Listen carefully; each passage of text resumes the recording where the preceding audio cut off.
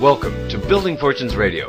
Make sure you check us out at buildingfortunesradio.com. Along with our marketing partners, we're here to help our PM Marketing Network Leads customers build their businesses and make the world a better place.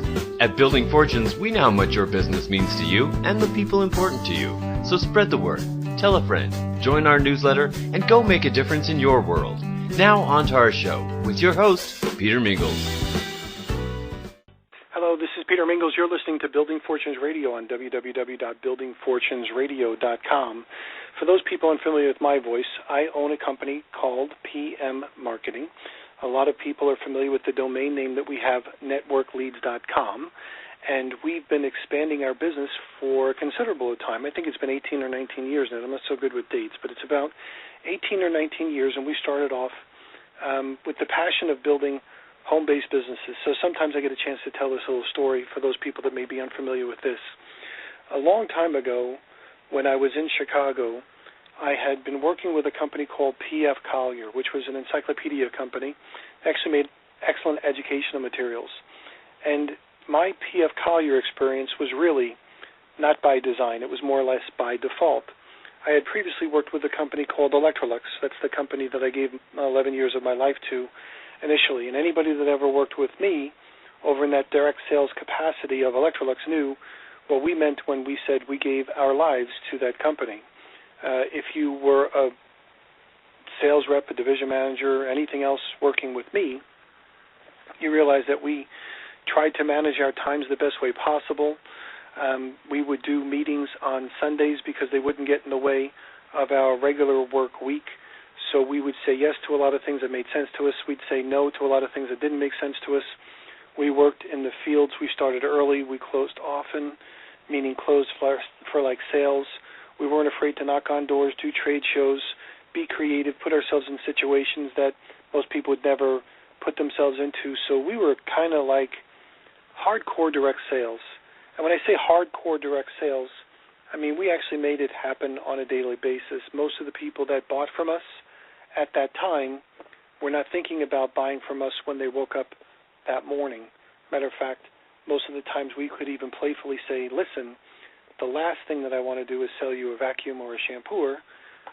When people would say, well, I'm not buying anything, we would say, I understand. The last thing we want to do is sell you a vacuum or a shampooer, knowing full well that the last thing we were going to do was going to sell them a vacuum or a shampooer after we were done with the presentation. After we were done with that, what else were we going to do? Get referrals and leave. So the scenario was we were really hardcore direct sales in the right way. I'm not talking 10-man stuff. I'm not talking about the stuff that some companies kind of get a bad reputation for. That's where we were relative to direct sales. And when I left that industry, it was because I started working with a company called P.F. Collier. I'm going to be right back. So we have David Ritchie, you're joining us. I was just in the middle of an intro. Thanks for being here. I'm going to introduce you in just a second or two. So thanks for being here, and I'll be right with you. So for those people that are, again, unfamiliar with my voice, I told you a little bit about our story. The reason for me telling you this story is going to make a lot of sense as we introduce our guest speakers as well. But Electrolux, now this is only my version, so remember there's several versions of every story. My version works a little bit like this. Electrolux, as far as the upper management, kind of lost their way a little bit. And as a result of that, I just really couldn't beat the drum anymore. They had beaten the fight out of me relative to the statement that I'm going to make next of many times the management of the company is really the biggest competitor of the company. And I just couldn't fight it anymore because I just couldn't deal with it anymore. It was costing me too much of my life. It was costing me too much in income. And then I don't even want to say reputation as far as that's concerned because I never asked me to do anything unethical, but I certainly wasn't feeling very good about what I was doing working with that company. So my second choice or my second career path was a company called P.F. Collier. Now, that did not happen by design. That happened more by default.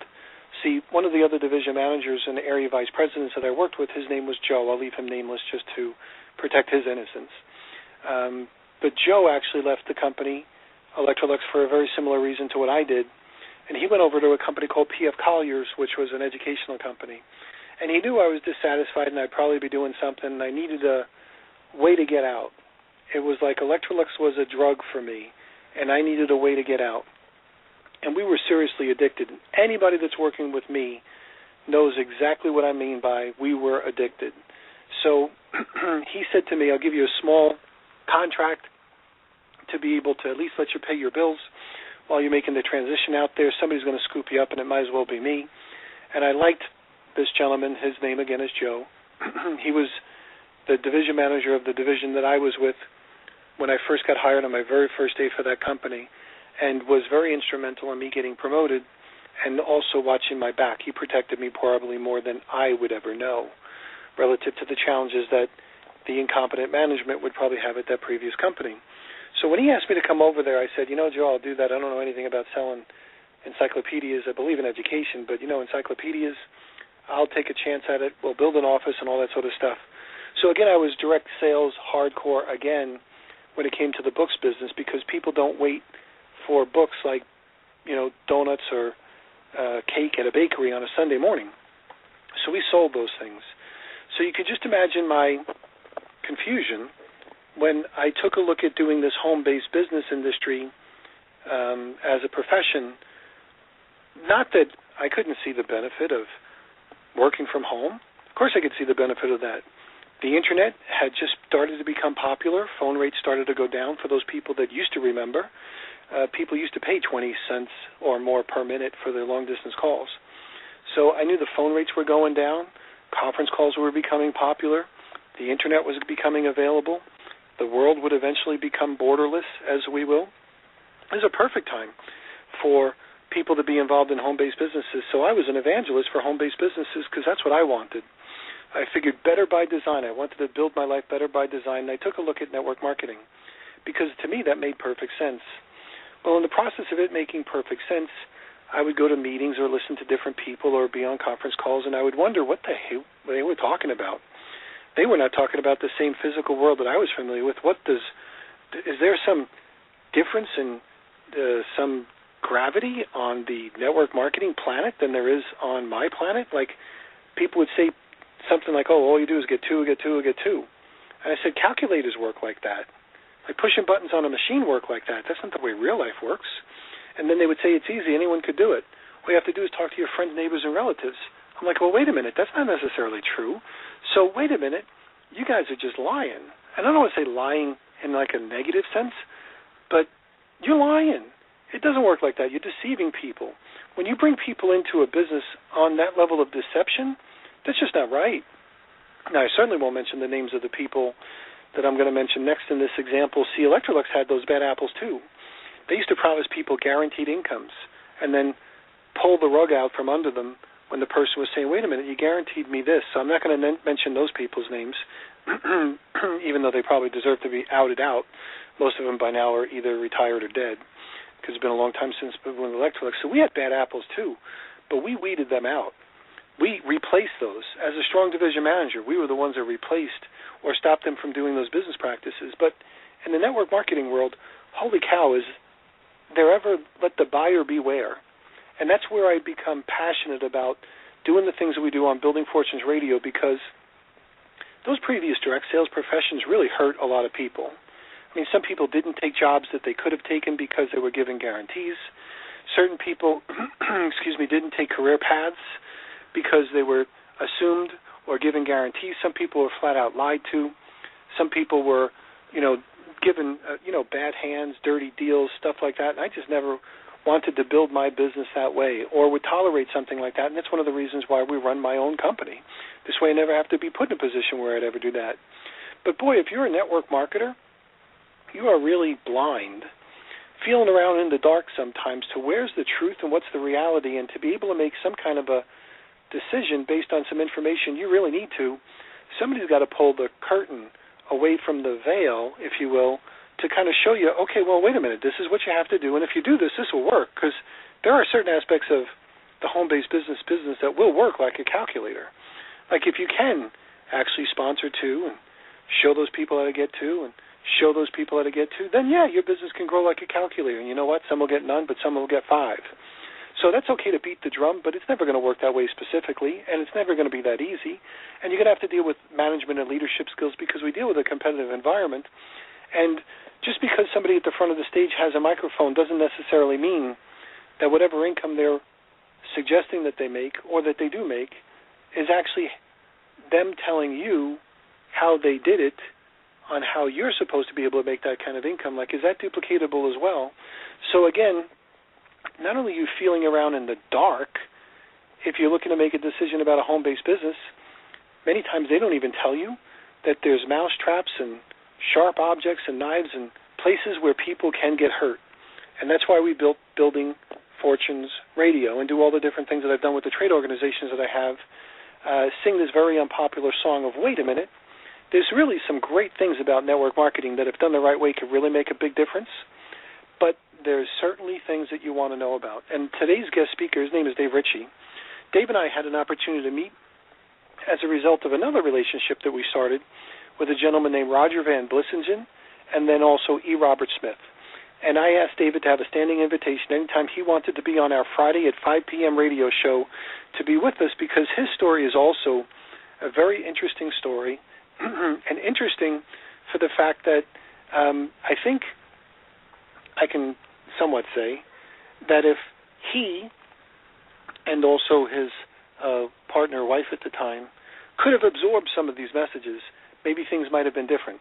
But you know, there's many sides of every story, and there's different sides of every relationship, and for whatever reason, this industry was a contributing factor for why he went through a divorce and why this business did more hurting than helping him, even though he was an active participant on the sideline, watching somebody else chase their dreams and probably still chasing dreams, if you will. But the reality is that there's caution that needs to be looked at when you're building one of these things, especially if you're in a vulnerable position where you can't absorb the penalty of not really understanding the truth on which this is done. So I want to introduce Dave Ritchie. So David, thanks for being here on our radio show on Building Fortunes Radio. Thanks for being here. I'm glad to be with you again, Peter.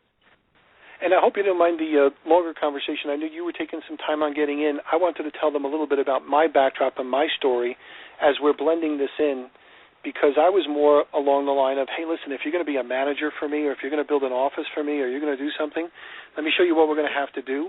Because if they were unwilling to do it or unable to do it, what was the point? It was me investing my time. Of course, my time meant my money, and they were investing their time, and their time also meant their money. And although they weren't buying a store from my previous profession, we treated it as if they were. And I couldn't spend 6 months with the wrong person, and I couldn't spend 6 months with 100 of the wrong people. I needed to really find the right people that were going to be able to help us build our business. So hence the disillusion that I have sometimes with our industry, that because the company's not at stake or the upline isn't at stake, it's the person who invested the funds and will invest the time that are really at stake. I felt a certain responsibility to tell more of the truth, if you will, or some of the real stuff that happens behind home-based businesses, and I want you to share your story if you can. So thanks of course, for being here. But that's why I told a little bit more about my story as well. Well, Peter, that's exactly why I'm with you, is because of your approach to all of these issues that are related to home businesses. And I'm not sure how far we got with my story. Where would you like me to start? Well, why don't we start? There's a lot of people that would be listening, and maybe for the first time. So you can start kind of like at the beginning. It's just you and I on this radio show. I know that Roger was doing something else, and eRobert Smith probably taking the day off because it's still kind of like a holiday weekend. So it's just you and I today. So I'd love to hear, as much or as little of the story as you want to share from your own personal situation, because your personal situation is going to mirror a lot of other people, either their past or maybe their present or maybe even their future. And we can't do anything about the past, but it might help the people that are in the present and the future. Okay. Well, it'll probably be easiest for me to just condense the whole story as much as I can. Absolutely. Just to put things into perspective, my ex-partner and I were never married. Okay. For a number of, I think, really good reasons, but we were domestic partners for 8.5 years. When I first came into her life, I was retired from a career in emergency medicine and EMS education, and so I had unlimited time to devote to her chasing her dreams. And I did that. She never asked me to, but I chose to do that because I had a lot of affection for her that turned into a full-blown romance. So she was struggling with 2 adolescent kids, and her ex-husband had effectively kicked her personal authority out from under her with those kids, and she really needed a lot of help trying to manage them. So I ended up moving into her home, and things progressed from there. At the time, she was involved with a company that I won't name, and it was a network marketing company that marketed, as 41% of them do, wellness products. And she really chased that dream hard with everything she had. And just to kind of set aside any notion that she was incapable or not suited for the business, she, over the course of our time together, was an award-winning recruiter for another organization. It was a charity. And she outstripped 16 other recruiters to recruit more than anybody else did. So she clearly had the talent. As far as intelligence goes, she was a valedictorian of her graduating class in high school. And she was probably the most ethical person I've ever known. Well, during our time together, all of that changed. Until by the time I left, she was consumed by avarice and had become essentially unconcerned with the impact of what she was doing on anybody else. Notwithstanding that I think the core person was still there, the person of good character who really cared about others. And, that really brought home to me the power that this industry has to draw people, regardless of their native intelligence, regardless of their character, and regardless of the fact that very few make it. So now, when you, I want to hear the word that you said, because it sounded like an important word. You said she became consumed with avarice. You said avarice. Avarice? What's that? Avarice. It's a kind word for greed. Okay, got it. Okay. Okay. And like I said, I think the core person is still there, but that person has been eclipsed by this other persona that developed over time. At any rate, she chased that dream with everything she had and couldn't succeed. Now, in further analysis, I think the reason she couldn't succeed is a reason that's difficult for anyone to succeed in network marketing, and that is that she had no idea what the extent of her competition in the markets that she was looking to enter was, or what the earning potential was. So she kept chasing markets that simply were either saturated or otherwise not available to her. So that was a huge contributor to her lack of success. During the course of our time together, she lost about $165,000 net in chasing this dream. I was driven into bankruptcy in 2010, partly as a result of that, largely as a result of that. And that's the reason why I left. I just simply didn't have any more resources to support her endeavors, and she was unwilling to give them up. So it was an untenable situation, and I, much as I love her, still do, I reluctantly had to acknowledge that there was just nothing left for us to work with, and I left. Well, during the course of our time together, I served in administrative capacities with the statewide organization for her company distributors, and the local organization. I served as president of the local support organization for distributors, and on the board of the state organization. Anyway, in the course of doing that, I provided a lot of other supportive services. I helped with training and, pitching the business opportunity to prospects that came to meetings. But I never was an active distributor with a downline. I never got into it that far. And during the whole time, I had some serious misgivings.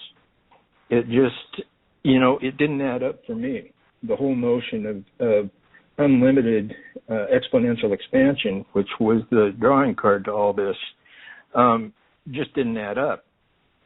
And, with later understanding, I realized that is probably due to the small world phenomenon. It's otherwise known as the 6 degrees of separation. Right. And if you'd like to get into that, I can. But that's a whole different topic. At any rate, it never pans out. There's always a hard limit to how much expansion your organization can do. So, with what I witnessed in national events and regional events was just an amazing amount of deception. One of the things that wellness product manufacturers are required to do is disclose that their products are not intended to treat, cure, or prevent any disease or diagnose any disease. So what would happen is they would, on the first night of the gathering, and in this company's case, it was sometimes as many as 20,000 people, they would line up several dozen testifiers to give their testimonies as to how the product had cured disease for themselves or someone they knew. And then interspersed throughout all this, they would broadcast this disclaimer over the PA. So it was really interesting to see how they tried to play both ends against the middle on this. That was part of it. Then, about halfway through our time together, my ex, I'm going to call her Danny. Danny was contacted on referral by a gentleman who had multiple sclerosis. His daughter also had lupus. So they contacted Danny to ask her how she could help. Well, he lived in a city not too far away, so Danny and I went down to their home, and this was another thing that was really questionable too. Danny had a instrument that enabled her to objectively measure the muscle response to the introduction of products to the subject's tissues. It's called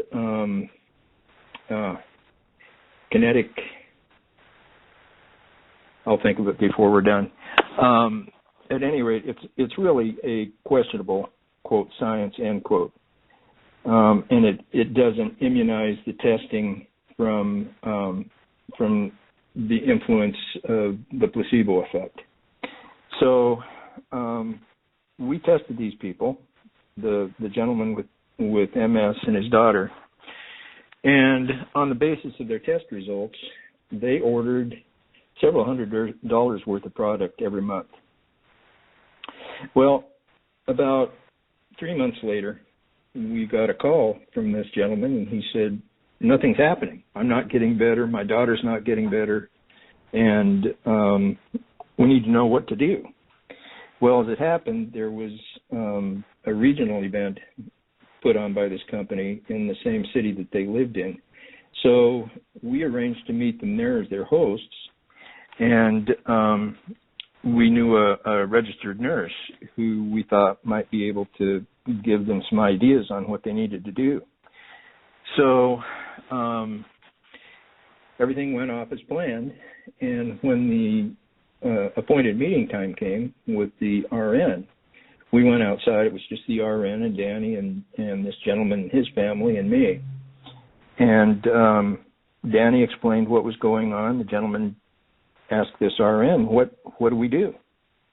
And the RN said, she said, that's real easy. Just buy more of the same products. Well, to me, that was such a transparent deception, a transparent effort to get more sales with absolutely little concern about the background of the patient's disease, the progression, any of that any reasonable clinician would take into account.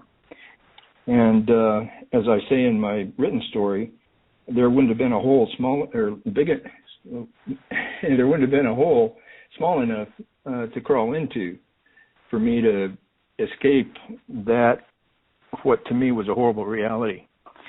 So that was just one example of some of the deception that takes place in particularly the wellness network marketing industry.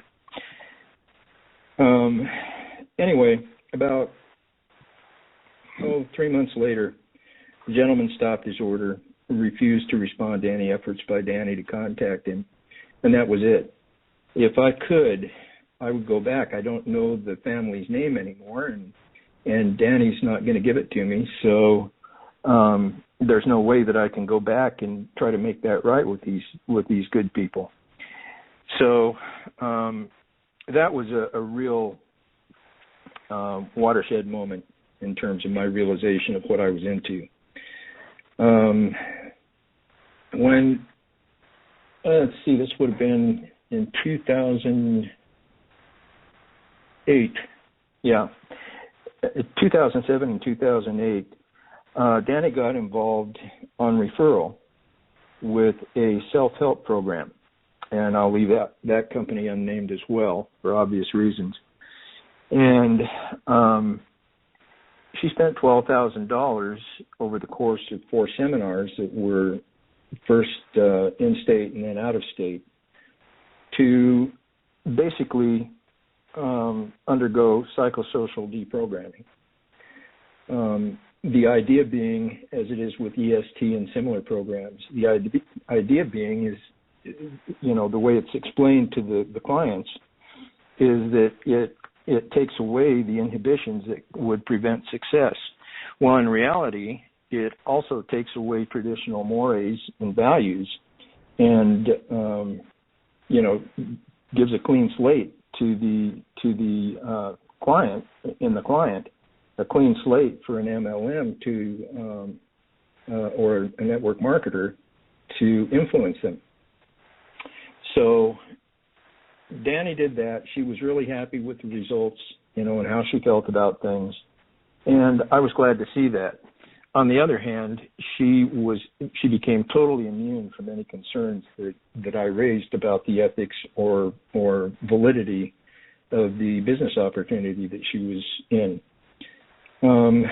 Unfortunately, in 2008, she also got her son involved in this self-help group. And he was 17 at the time. He went into their youth program, took their first seminar. He was also real happy. Well, fast forward 4 years to 2011, and Ethan, Danny's son, was then, it would have been 21, and I better revise that. He was 23, so it was a little more than 4 years. At any rate, in the interval between his entry into college, a short distance away from Danny's home, Ethan was diagnosed with high-functioning schizophrenia. And that is really, that's the ultimate cause of what happened to him.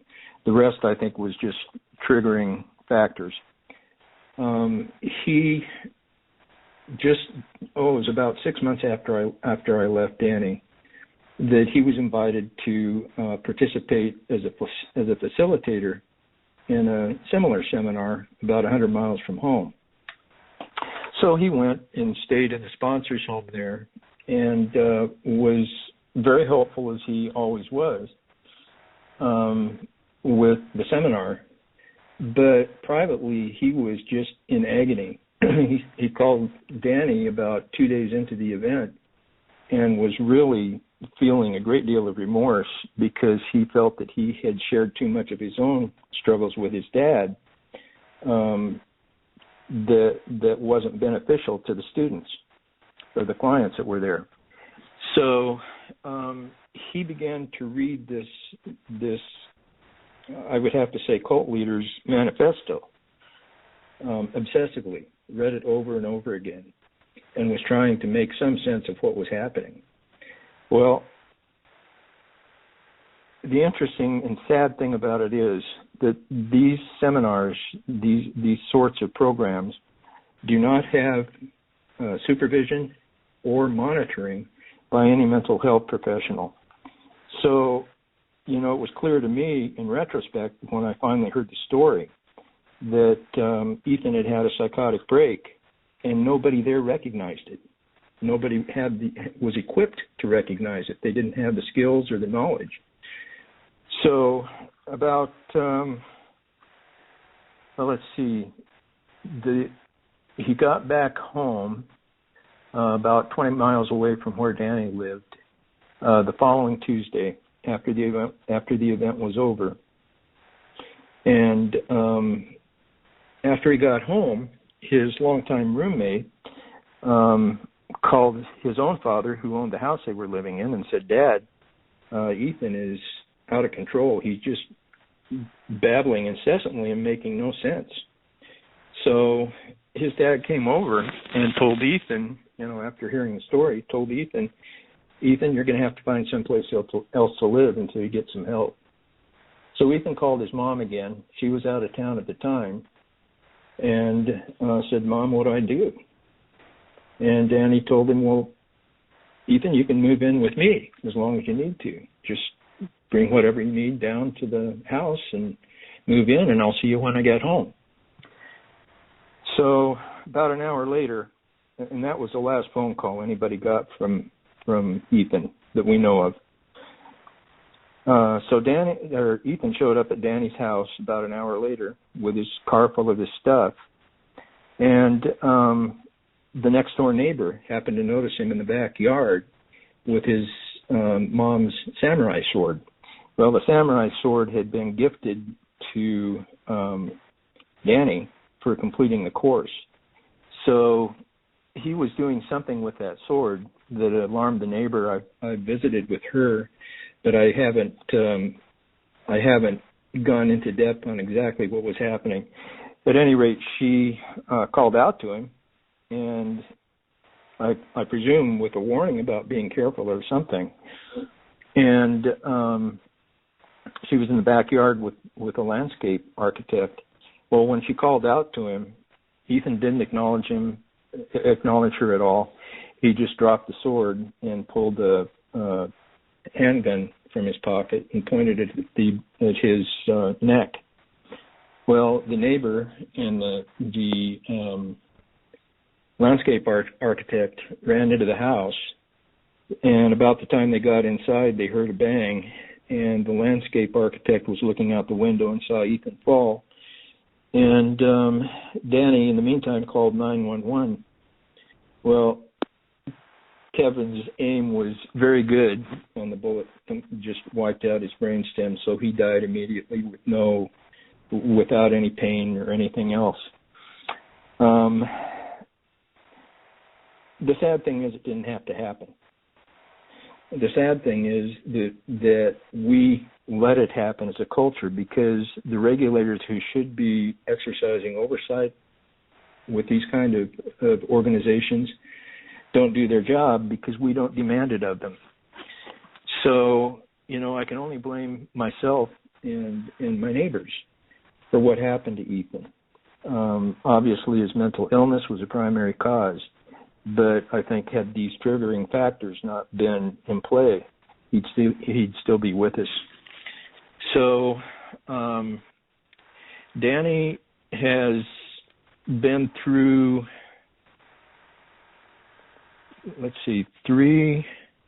4 MLMs if you count one that she got into after I left. and still is making no money. She's moved on and found somebody who's willing and able to support her interest in network marketing. So she may never really have to face the consequences of what she's done. I think she is in denial about the role of the wellness group in her son's death, but that's beyond my control at this point. So that, in short, is my story. That's why I do what I do. That's why I'm on this show, and that's why I have such a passion for what I'm doing. Well, it's pretty hard to comment on what you said, because I know it's a real story, real happened. It's your view. There's lots of variables involved. But I remember when I was looking at network marketing, people would say this is really a self-development business. And I would say, I understand kind of like where the concept of the self-development comes from, but it's really not a self-development business. We're supposed to sell a product business. Self-development is an important part of it, but then I would see sometimes the culture. And and I won't mention who the gentleman was, but there's several of them, and unfortunately I went to one or two of their events because I was going to be a loyal soldier myself.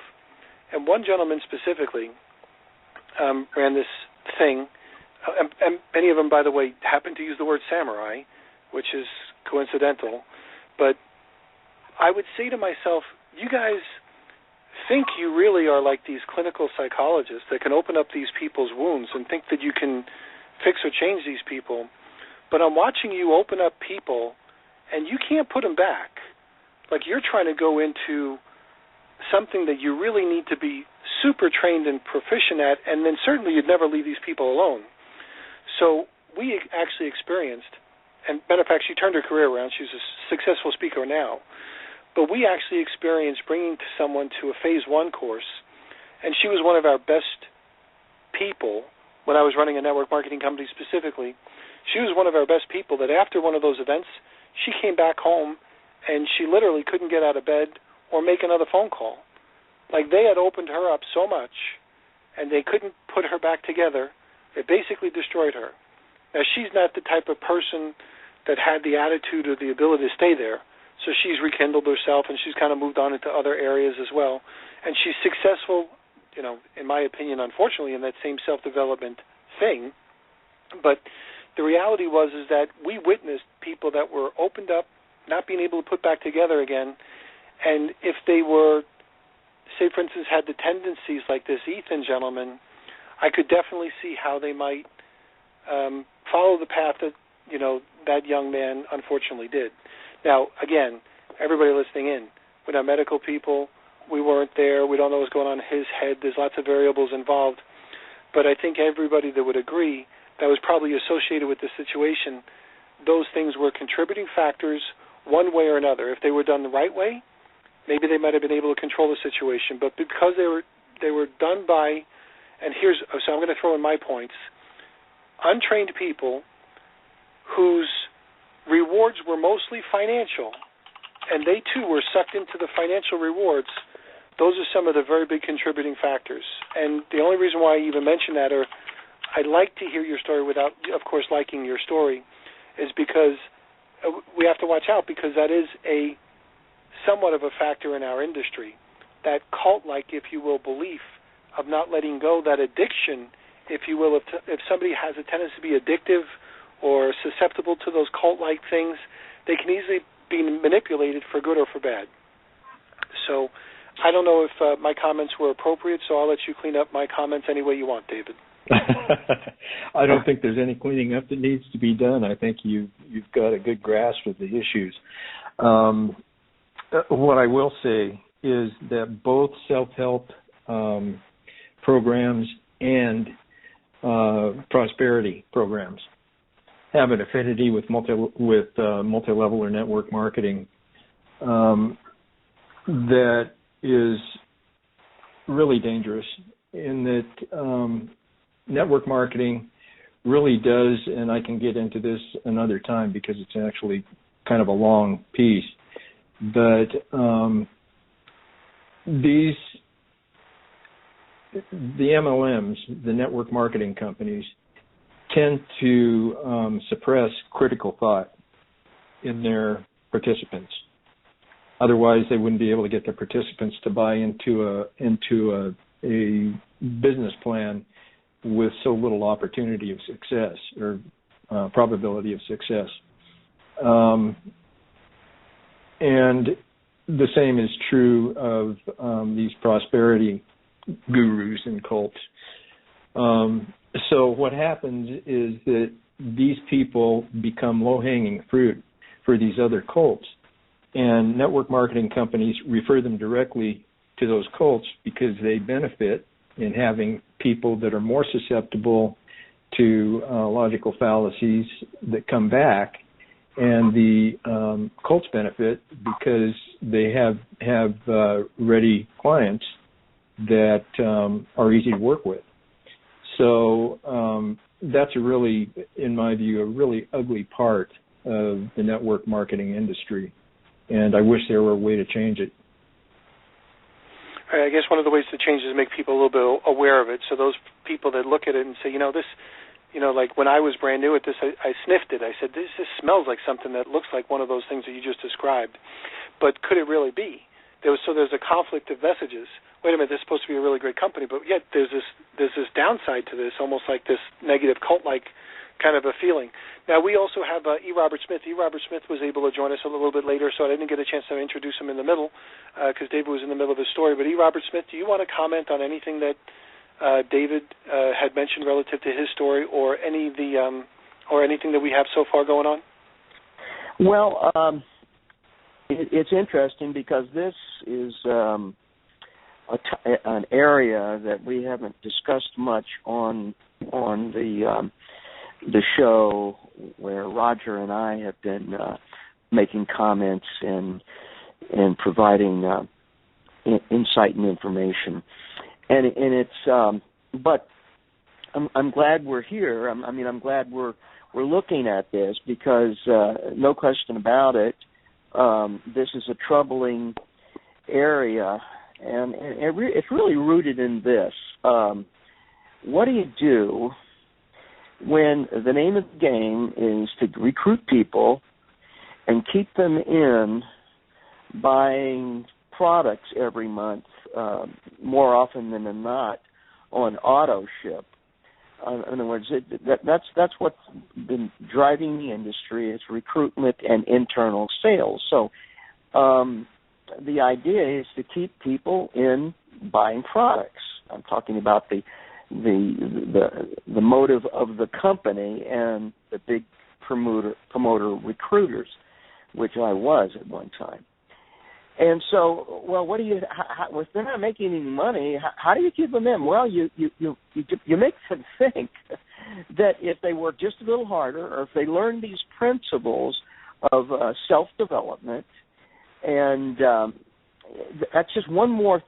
It's kind of a distraction to keep them going, buying products, and then eventually, after they've tried this self-development and the various programs that are offered, the books and the tapes and all the rest, they eventually, give up altogether. But I have seen in my time in the industry some pretty bad things for some people, on the order of what Dave has experienced himself and what he saw happen to others. I've seen similar things. I wouldn't say it's that there's all of them are psychological horror stories, but there are some pretty scary things that I've seen people do. And then, of course, when you're dealing with hundreds and thousands of people, you're going to run across some people who are unstable, because there's just that many unstable people in our society. So when you're churning through those numbers, you're gonna have some come up that are really unstable, and it's putting them in a very unhealthy situation. So anyway, that we're looking at the whole reason why they offer these programs. I mean, the business model is relatively simple. If it worked as they tell you it works, you wouldn't need all this extra training and self-development. The business would just simply you present the product, you train a brief training because products aren't that complicated most of the time. So it's pretty straightforward if it were indeed merely a retail sales organization. But there's something interesting that I'm sure you're aware of, Peter, is that there is a relationship between this whole topic and the industry, and it pertains to what is called the change management industry. There are individuals that are trained in techniques of sales, motivation, and organization that go to different corporations. Corporations will hire these people, pay them a lot of money to come in and tell them how to fix our culture, how to improve sales. And I'm not talking about network marketing companies, but these are experts in motivating individuals, getting the most out of the most production out of your sales force or even your executive force. But here's the curious thing. As smart as these guys are and as good as they are at motivating, you'd be hard-pressed to try to recruit one of these guys into a network marketing program. And it's because they know better. And yet you'll have network marketing companies that will hire these guys to come in and speak. Some of them won't even get near it. So some of the big change management superstars wouldn't even think of it because they understand what it is, and they also understand that they're lining themselves up for bad press and guilt by association. So you take, like Zig Ziglar, for years he wrote books, and of course his books travel out through all the, through the downlines. We were constantly said, well, read Zig, and of course we know that eventually he rolled out a company himself selling his teaching tapes and books and so forth. But he's one of the few that would get involved. You'd think that somebody in change management, somebody that skilled and knowledgeable, would just jump on a network marketing program because he could do wonders with his downline, but they don't do it. They know better. And right. That's a telltale Zig Ziglar sign. tried it. There's been several people that have tried it. Zig Ziglar tried it a couple of times. Brian Tracy tried his endeavors many times with different, attaching himself to different network marketing companies, or other people said, we're going to buy your products, give us a deal, and we're going to MLM it. So it's just like one of those things, but there's very few examples. Les Brown, everybody loves Les Brown for his, Mamie Brown's, speech that he's done, and he's a great motivational speaker, but he's never really built a network marketing company, although I think everybody says that he's probably joined everyone that's been on the planet. So it's kind of like one of those weird things, so just watch out. And then, of course, just for reference sake, we talk about people opening up wounds that aren't able to put them back together. There was the self-help guru, James Arthur Ray, who had his little sweat house over in Arizona, and I think 4 people died. So he went through his own cult-like, if you will, unlicensed ability to make measurable change to different people at their higher level thing, and actually kill people because he was testing them physically as much as he was mentally. But those are all the types of things that are somewhat dangerous. So, and again, that's James Arthur Ray. And I remember reading some of the stuff that he would do prior to that, and I'm like, this guy, you need a license for that. Like, you need a license for that, and you need special treatment, and you certainly can't do it long distance without watching somebody on a day-to-day basis. So this is going to be dangerous for some people, and I don't take any pride in saying this was just something that anybody could foresee happening, but it did. And unfortunately, those are some of the challenges that we have to look at when we look at home-based businesses, network marketing companies. To what extent are they responsible for training their sales reps? You know, you're not talking about training CEOs. You're talking about training distributors of a sales organization. So it's a little bit on the weird side. And I think network marketers, because many times they are faith-based, are more susceptible to those types of things because they are faith-based. And we can go through the Christian and the Mormons and all of the other types of situations where people that are usually faith-based are very susceptible to these types of issues. But for those people on the outside looking in, just got to watch out. Just got to watch out. Anything to an extreme, I think, is probably not good for you, and one of these might be the same kind of analogies we could bring forward. So, before we get too far, yes. Before we get too far down the road from my story, I just wanted to let you know the term that I was looking for was kinesiology, muscle testing. Okay. Right. Kinesiology. If any of your listeners hear any of those in reference to testing products on themselves and basing a purchase decision on that, that should be a warning. Either of those words, muscle testing or kinesiology. Got it. Okay, thanks. Okay, anybody, we're almost done. So I know we consumed most of this radio show with this specific issue, but I think this is an issue that for some people will probably need to be heard, and those people sometimes you see an organization kind of sliding over to this general direction. A lot of companies do it because they don't know any better. I'll use my company specifically. I used to run with a network marketing company called Smart Networker, and somebody asked us to have a specific gentleman come in and do a little seminar. And he did a wonderful job. And it was really great. And as a partner, I thought it was really great. And then we went to the first seminar that he had, and that was where we started to get indoctrinated to the other side.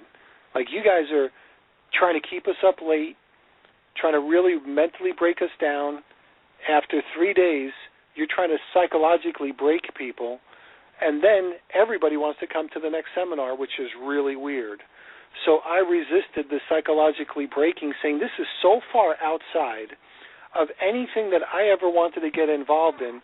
We are interested in building successful distributors, not trying to figure out what's going on with everybody psychologically. We're not here to try to make perfect human beings, and we're certainly not qualified to be able to handle the damaged ones.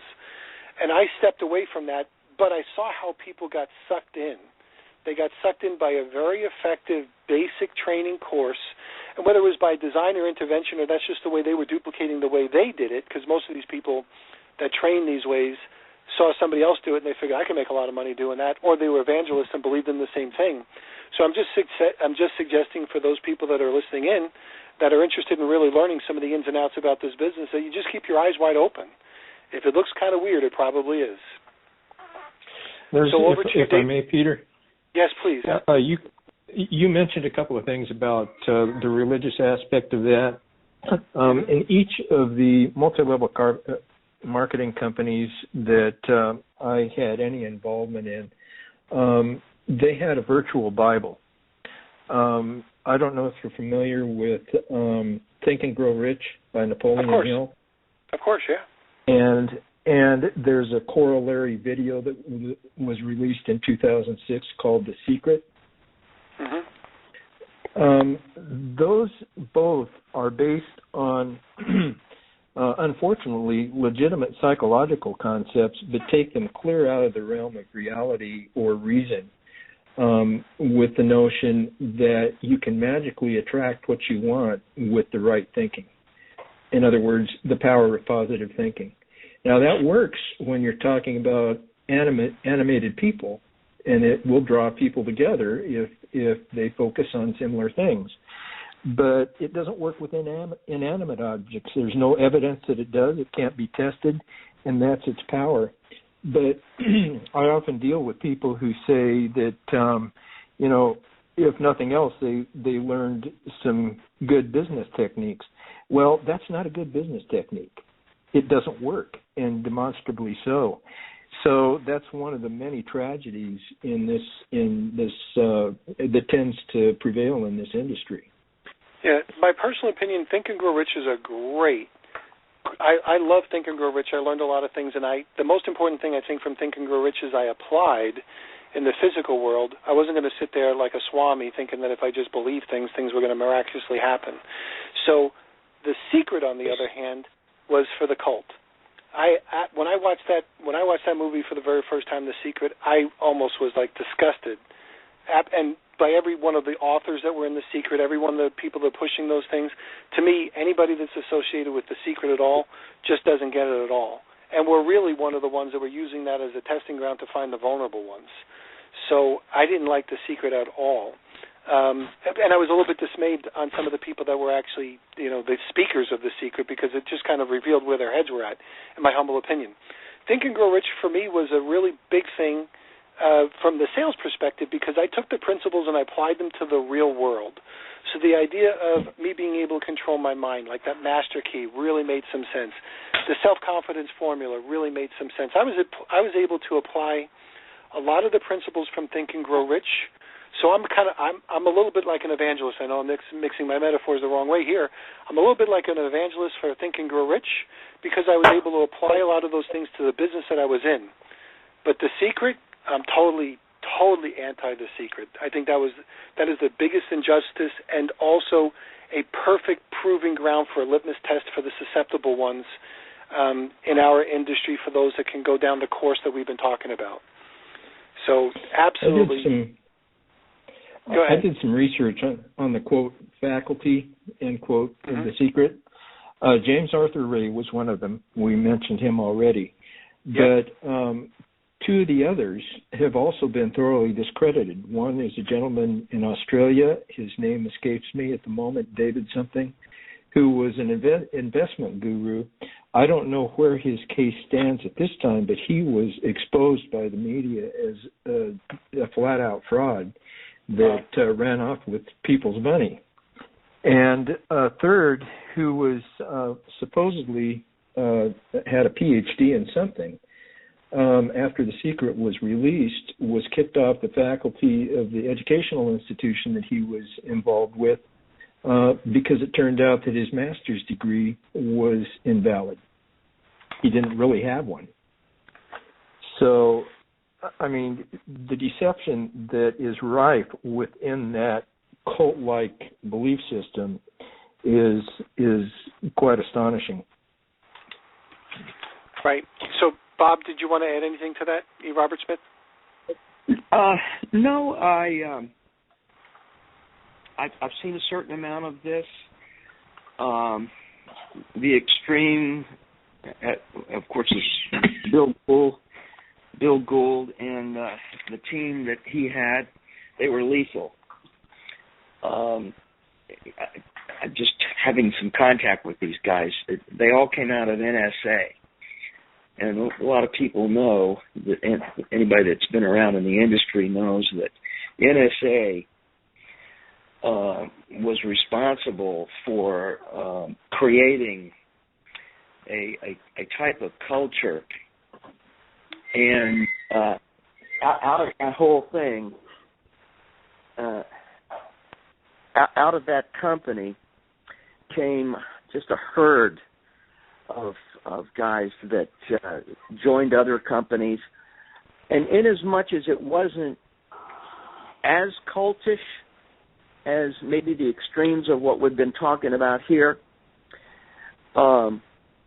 it was so powerful, so overwhelming. It just took they really took control of your life and made you into their image, and they were lethal. I mean, they took no prisoners.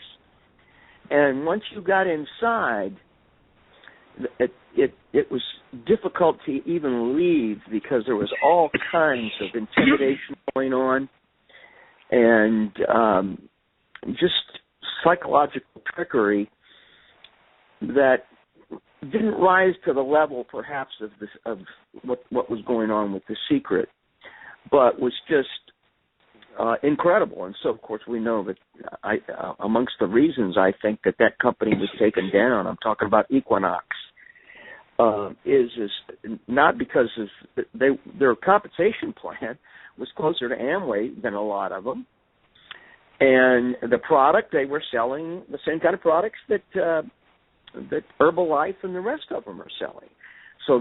But they got targeted because they were so incredibly abusive in front loading, and the culture that they had created was just abusive. And so we've seen what these bad actors, what MLM attorney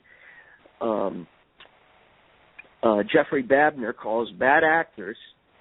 And you'd say, well, why did they go down? Why didn't they go after so and so? It's because they were just abusive, and so they came in and investigated the company, not just because of the front loading, although that was a big issue, but they came in and shut the company down and particularly targeted them as opposed to another company that was very similar to them, because they had just pushed too far. They were just renegades, and they were just wreaking havoc so obviously that the FTC stepped in and others stepped in. So this is what goes on out there. That's right.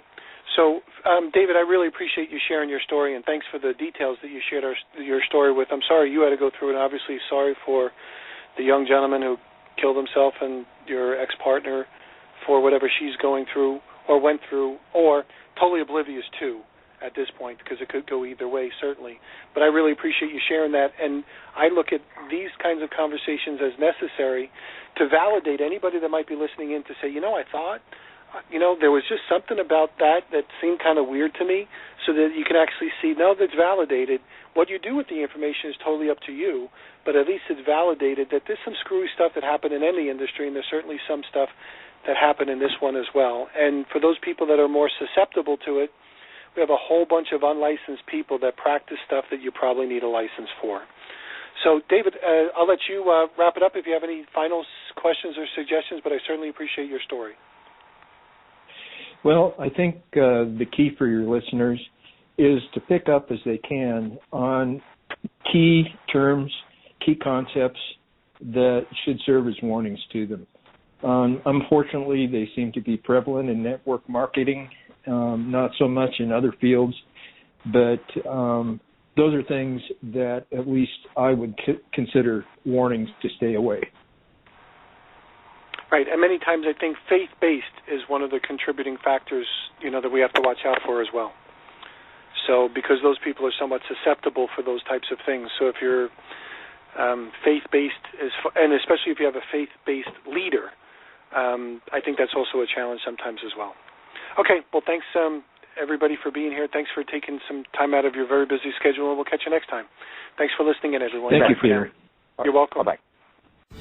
You've been listening to Building Fortunes Radio on buildingfortunesradio.com. Thanks for listening. Be sure to check us out every Friday at 5 p.m. Eastern Time for the designated Building Fortunes Radio segment with Peter Mingils. Be sure to check out the buildingfortunesradio.com website for our featured segments. It's been our privilege to have you listen in. At Building Fortunes Radio, we wish you the success you deserve and are willing to work for. So spread the word, tell a friend, join our newsletter, and go make a difference in your world.